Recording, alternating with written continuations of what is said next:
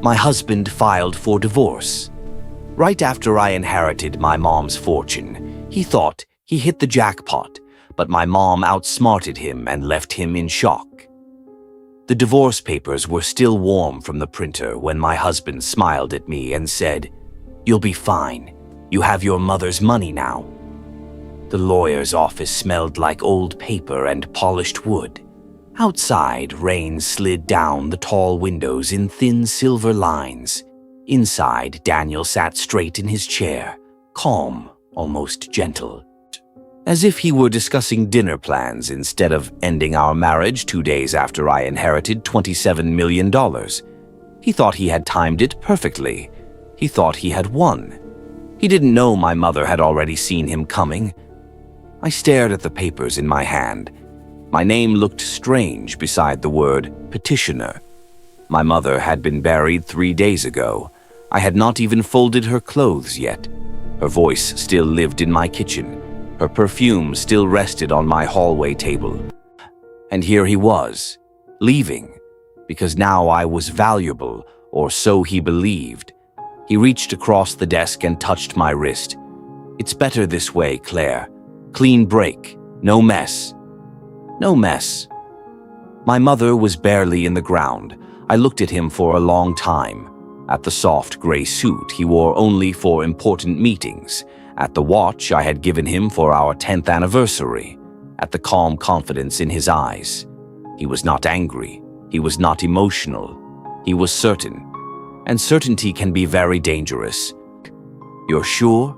I asked quietly. He nodded once. "It's fair. Fair." The word settled between us like something dead. I signed. Not because I was weak, not because I was shocked, but because I remembered something my mother said 2 weeks before she died, when the hospital machines hummed in the dark and her hand was cold inside mine. "Some men don't leave when you're poor," she had whispered. "They leave when you become rich." I thought she was confused then. I know now she was not. Daniel stood.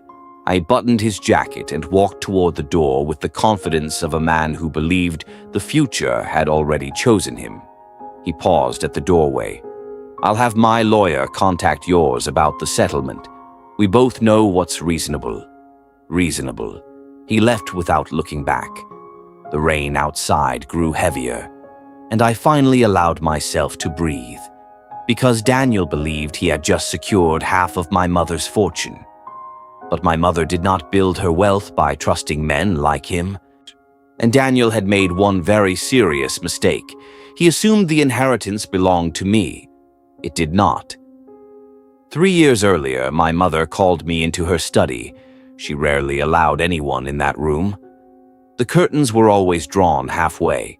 The air always smelled like old leather and tea leaves. Papers were stacked in careful towers on her desk, each one labeled, dated, controlled. My mother built her fortune from nothing. She started with a small shipping contract and turned it into an international logistics empire. She survived betrayals, lawsuits, recessions. She trusted slowly. She forgave rarely. Daniel admired her money. He never admired her mind. That afternoon, she looked tired but sharp. Illness had already begun its quiet work inside her body. "Close the door," she said. I did. She studied me for a long moment. "Do you trust your husband?" The question felt sudden. "Yes," I answered. She nodded slowly, as if she had expected that answer. "Trust is not love," she said, "and love is not protection." I didn't understand what she meant. She slid a folder across the desk. "I've updated my will." I tried to protest. I didn't want to talk about death. But she raised her hand and stopped me. "If something happens to me, you will not receive the money directly." I blinked. "What?" "It will go into a controlled trust." I felt confused, almost hurt. "Why?" Her eyes softened slightly.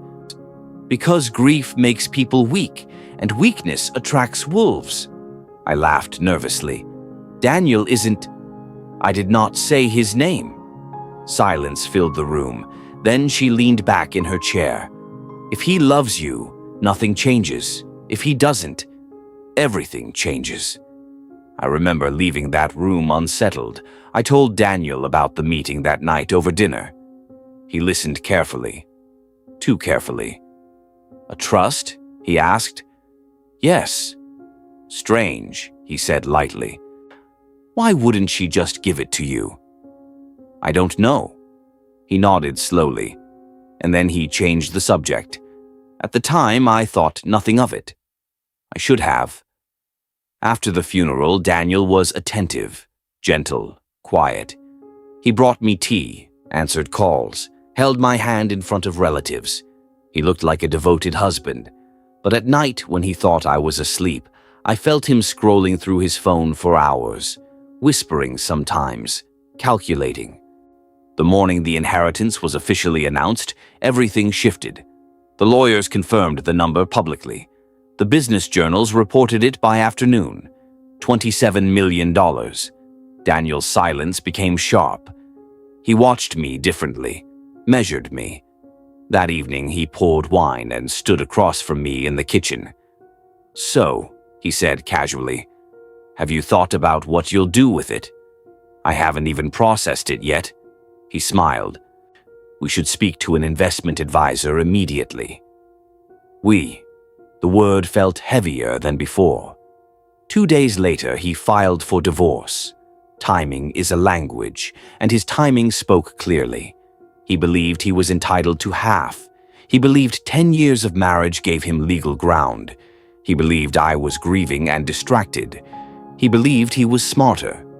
What Daniel did not know was that the trust my mother created had very specific conditions. Saying conditions that only activated under certain circumstances, conditions tied directly to marriage and divorce. Back in the lawyer's office after Daniel left, my mother's attorney remained seated. Mr. Halverson was in his late 60s, quiet, patient. He had worked with my mother for over 30 years. He did not look surprised.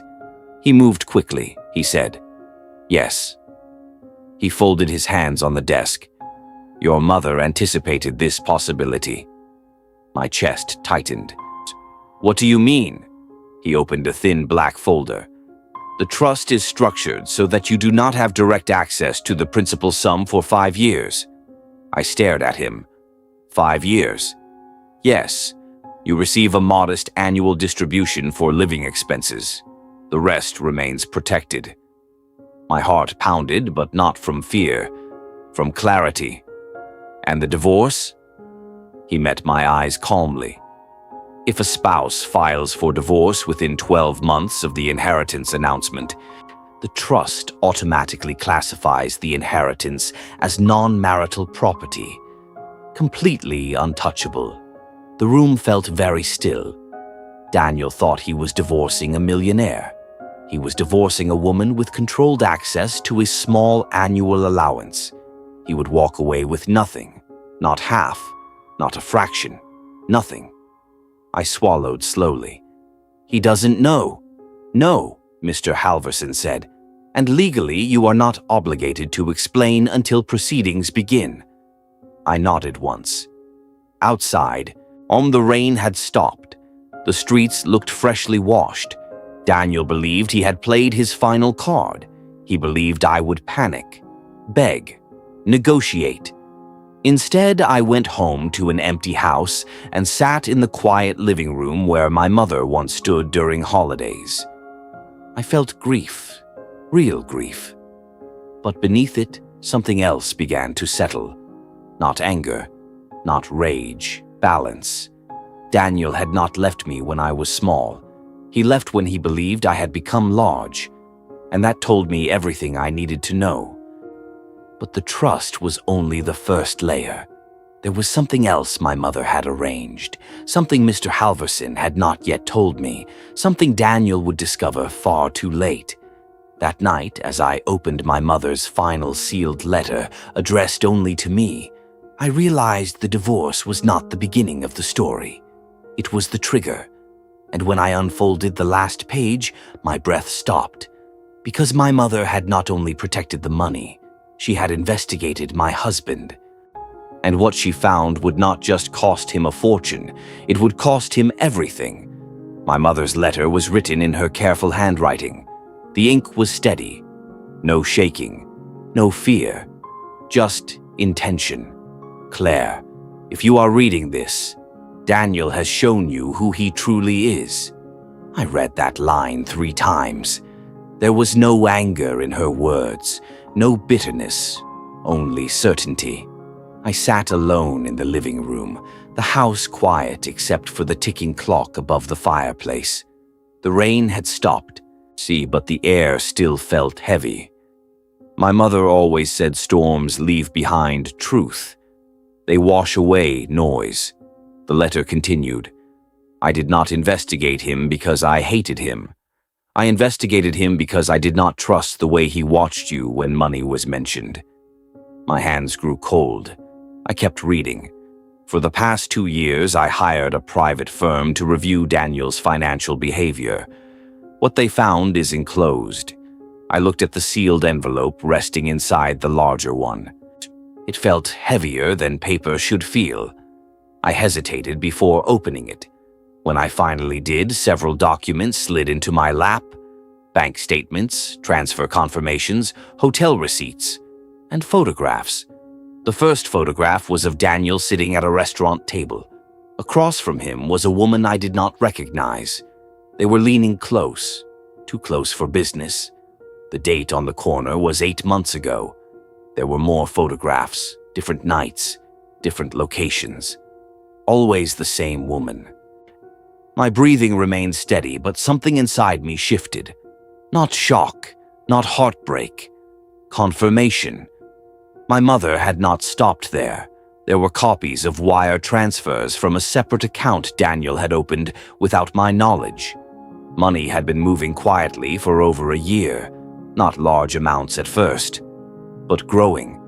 Then I saw the pattern. He had been building a private reserve, preparing. The final page in the file was a summary from the investigator. Subject appears to be planning financial separation from spouse. Evidence suggests anticipation of large incoming inheritance. The words felt clinical, clean. He had been waiting, not loving, waiting. I leaned back against the couch and closed my eyes. The house felt different now, less like a place of memories, more like a place of preparation. I did not cry. Tears are for confusion. This was clarity.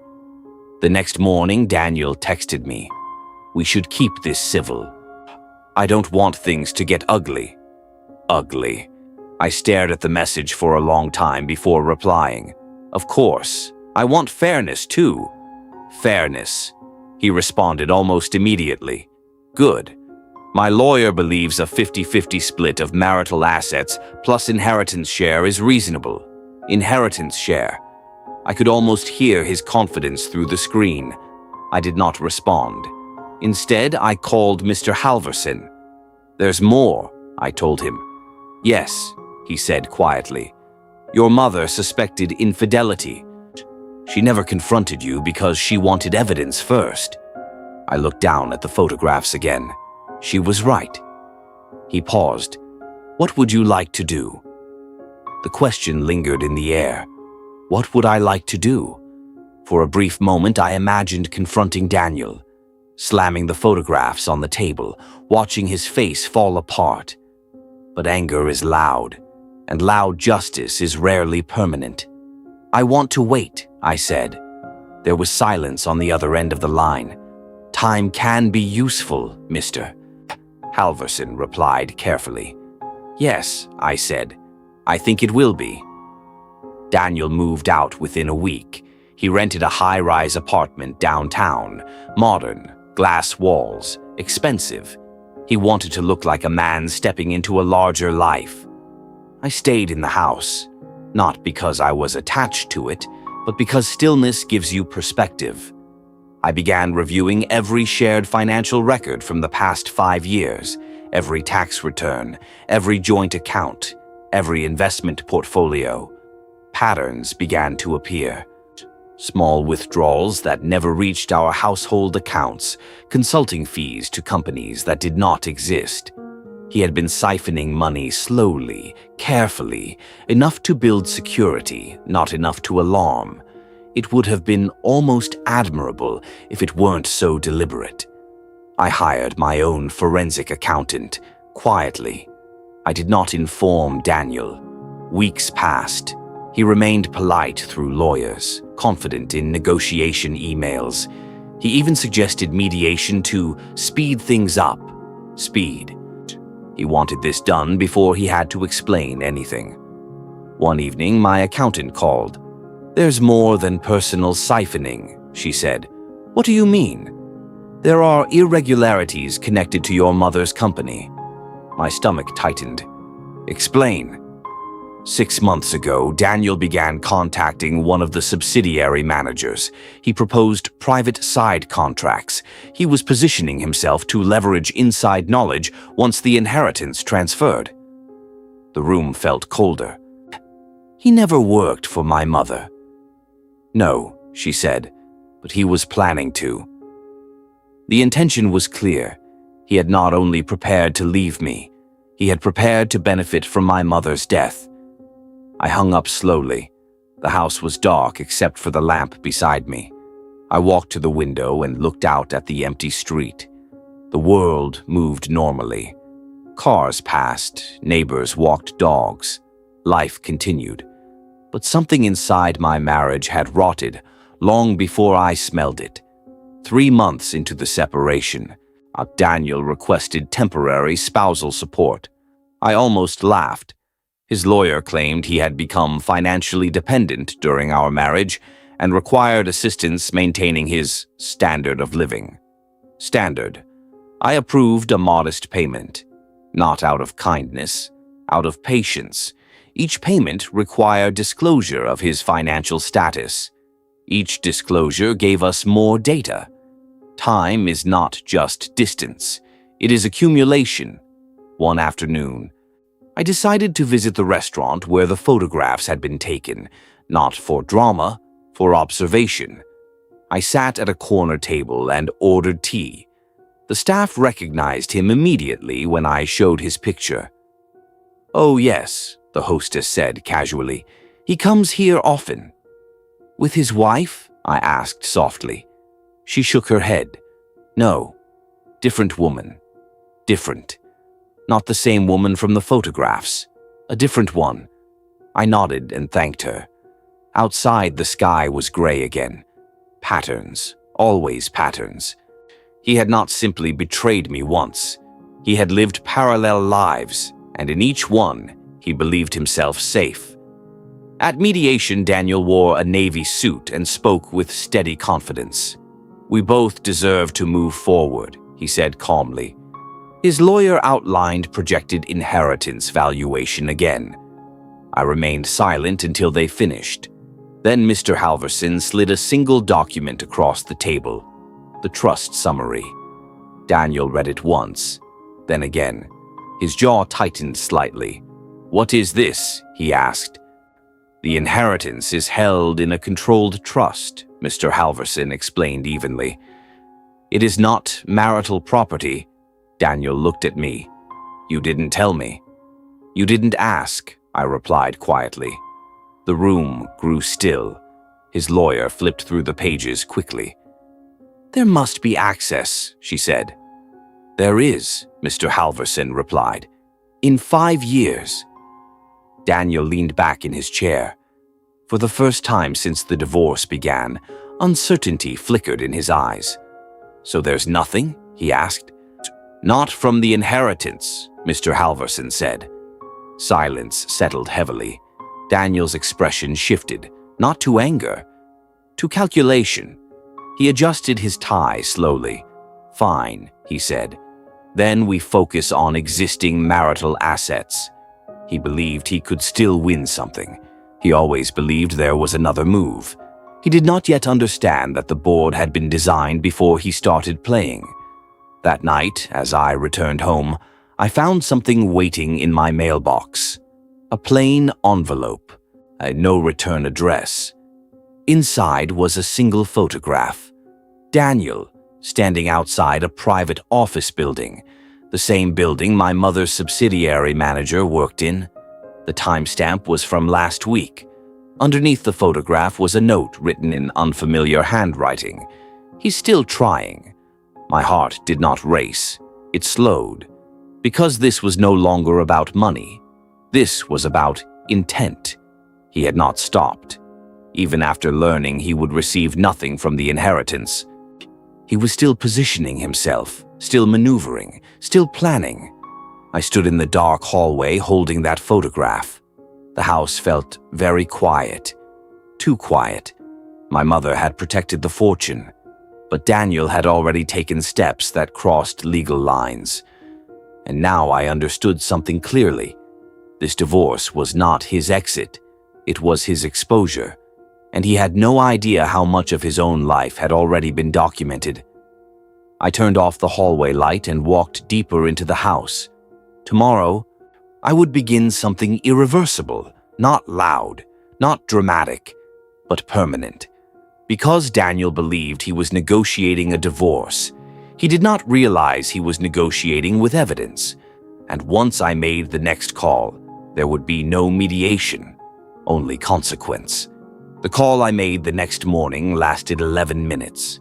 I did not raise my voice. I did not explain everything.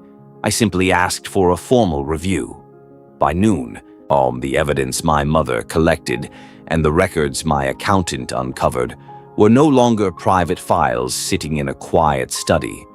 They were part of an official inquiry. Daniel did not know. He went about his day believing he was still ahead. That evening, I sat alone at the dining table with a single lamp turned on. The house was silent except for the faint hum of the refrigerator. I placed the photographs in a neat stack, the bank transfers beside them, the duplicate contracts, and the forged consulting agreements. He had moved money through shell companies. He had approached my mother's employees privately. He had positioned himself to profit from information that was not his. Not violent crimes, but deliberate ones, careful ones, the kind that grows slowly in the dark.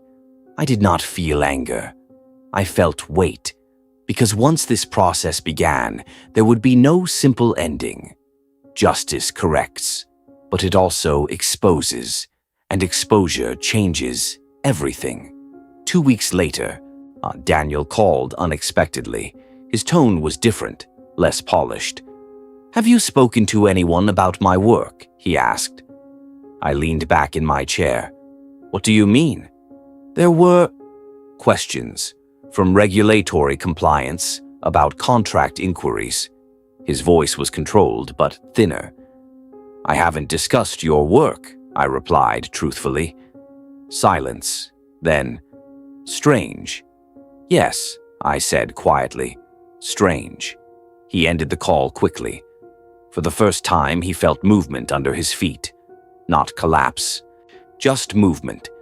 The investigation unfolded quietly. Subpoenas were issued. Digital records were reviewed.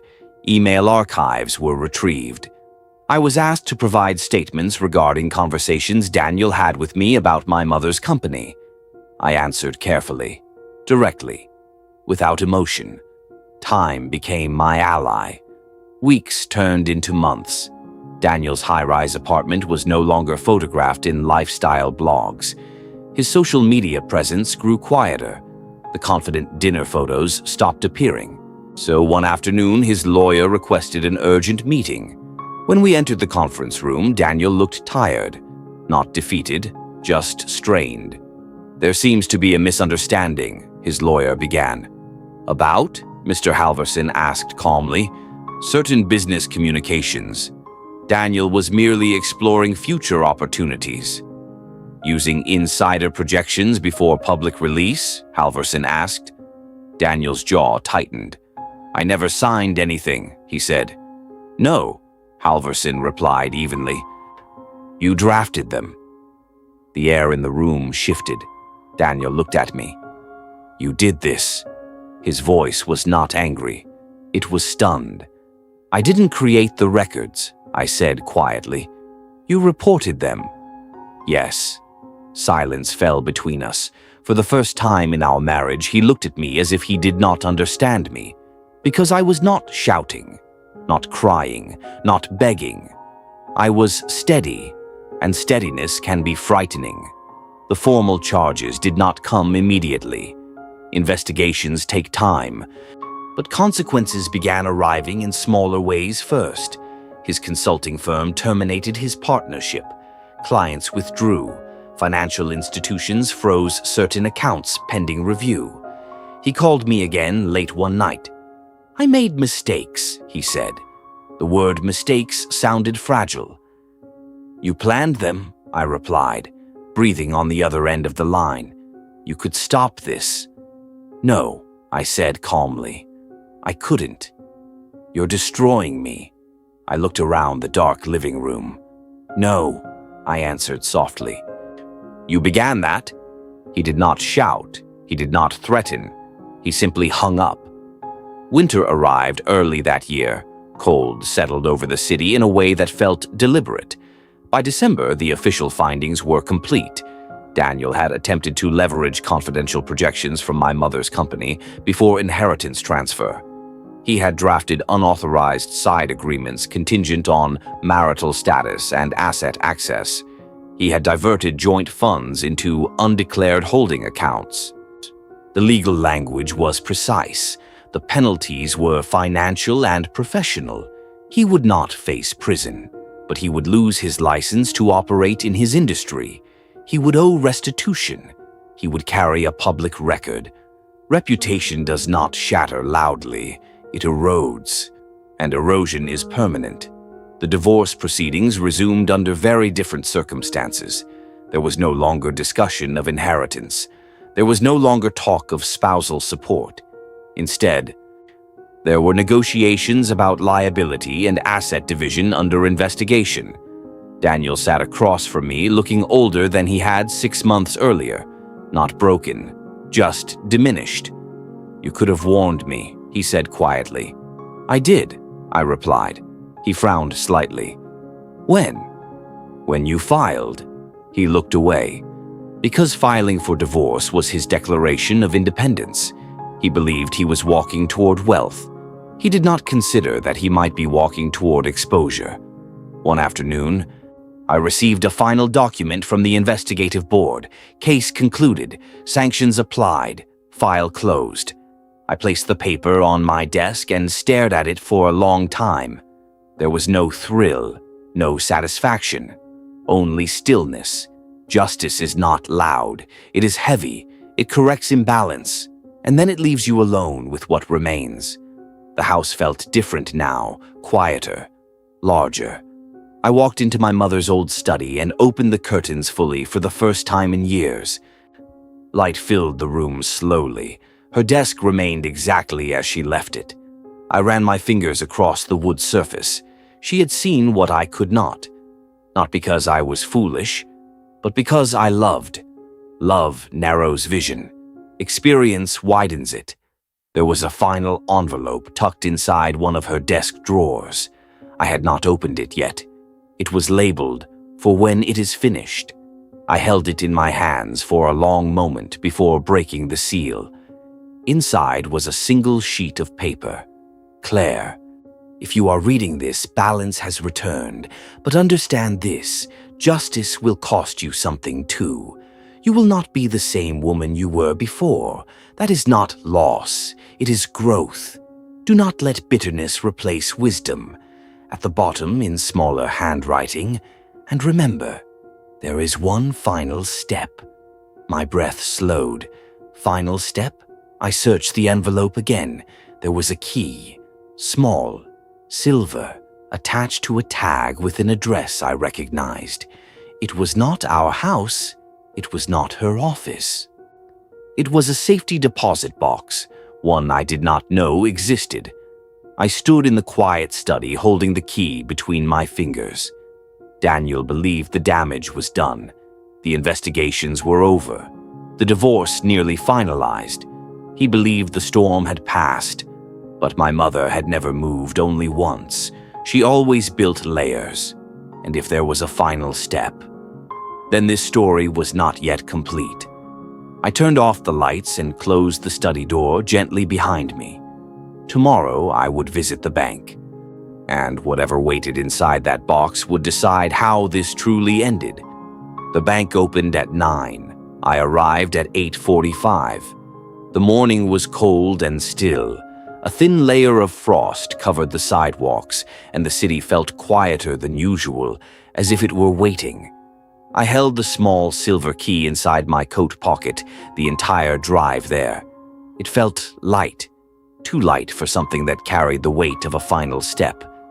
Inside the bank, everything smelled of polished floors and controlled air, or soft voices, measured footsteps. Nothing dramatic. Justice rarely enters with noise. When they led me into the private vault room, the walls were thick steel, the lighting pale and steady. A clerk retrieved the safety deposit box and placed it on the narrow table in front of me. He left. The door closed. Silence. I inserted the key slowly. The metal clicked. For a moment, I didn't open it. I stood there, breathing evenly, understanding that whatever was inside would not change the past, but it would define the end. I lifted the lid. Inside were 3 items: a sealed envelope, a flash drive, and a notarized document. I sat down. My hands were steady. I opened the envelope first. "Claire, this is not revenge. It is correction. You must decide how much correction is necessary." Underneath were details I had not seen before, or records of Daniel's communications not just with my mother's subsidiary manager, but with a competitor.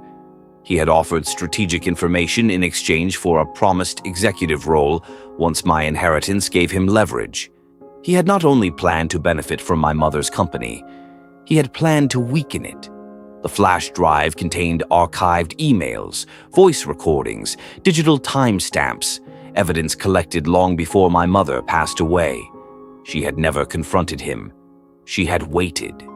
The notarized document was the final piece. It outlined a conditional clause within the trust.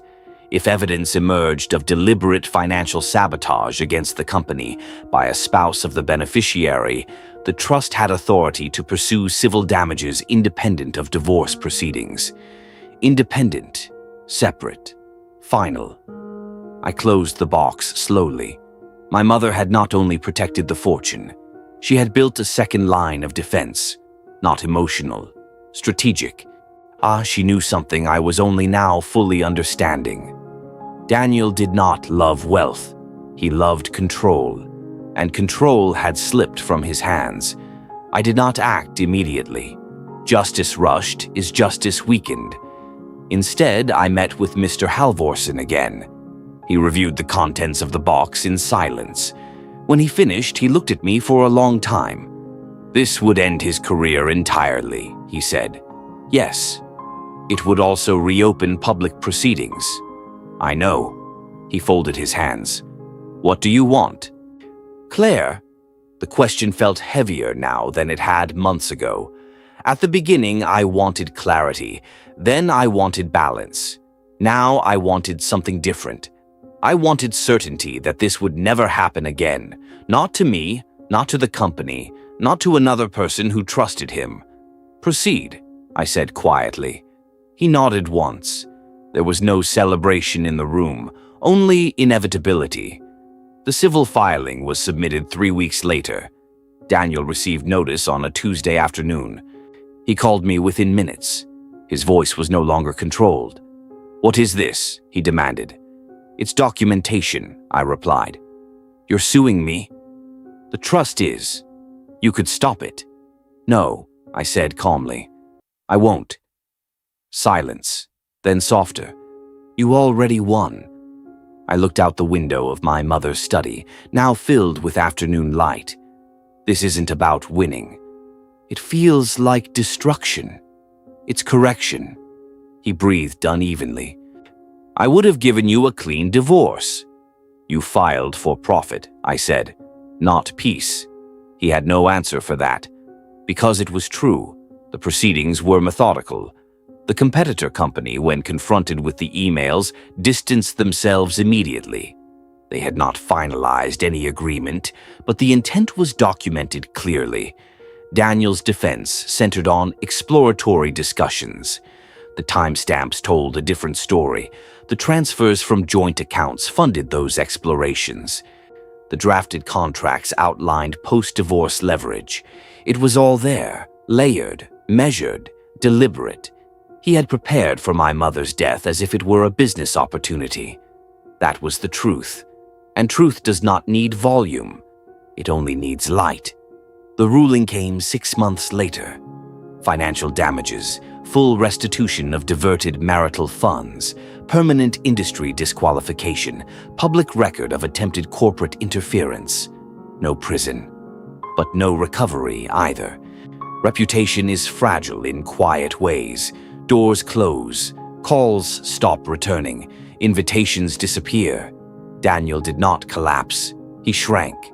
I saw him once after the ruling by accident outside a small cafe across town. He looked thinner, older, not angry, just aware. He noticed me standing there. For a moment, neither of us moved. Then he walked over slowly. "I underestimated you," he said. "You misunderstood me," I replied. He nodded faintly. "I never thought you would go this far." "I didn't either," I said honestly. He searched my face, perhaps looking for cruelty. There was none, only distance. "You could have ruined me completely," he said. "I didn't need to." That was the difference. Destruction is loud. Correction is precise. He looked down at the pavement. "I did love you," he said quietly. "I considered that." "Not enough," I answered. And that was the final truth between us. He did not argue. He walked away slowly, not defeated by rage, but by consequence. The divorce finalized shortly after. There were no disputes left, no hidden negotiations, no dramatic courtroom speeches, just signatures, paper moving across desks, ink drying, 10 years of marriage reduced to documents. I returned to my mother's house that evening and stood in the center of the living room. The space felt larger now, lighter, not happy, but balanced. Justice does not restore what was innocent. It restores what was aligned.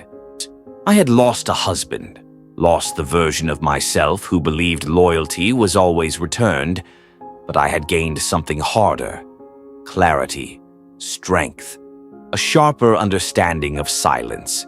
The trust remained intact. 5 years would pass before full access transferred to me, and when it did, I would use it differently than Daniel imagined. Not for display, not for power, but for structure, for protection, for foresight. Just like my mother, revenge changes everyone involved.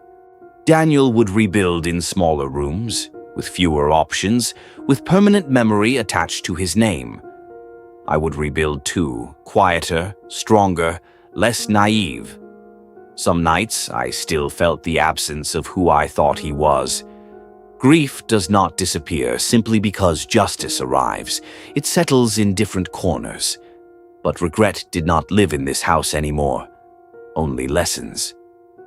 One evening, months later, I opened all the curtains in the study again and let the evening light fill the room. Outside, the world moved normally.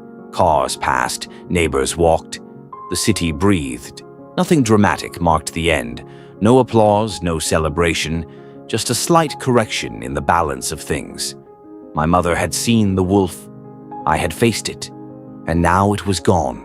The world continued, slightly adjusted, quiet, steady, complete. Subscribe to Justice Tales Unveiled for unforgettable stories where silence speaks, truth emerges, and justice always finds its way.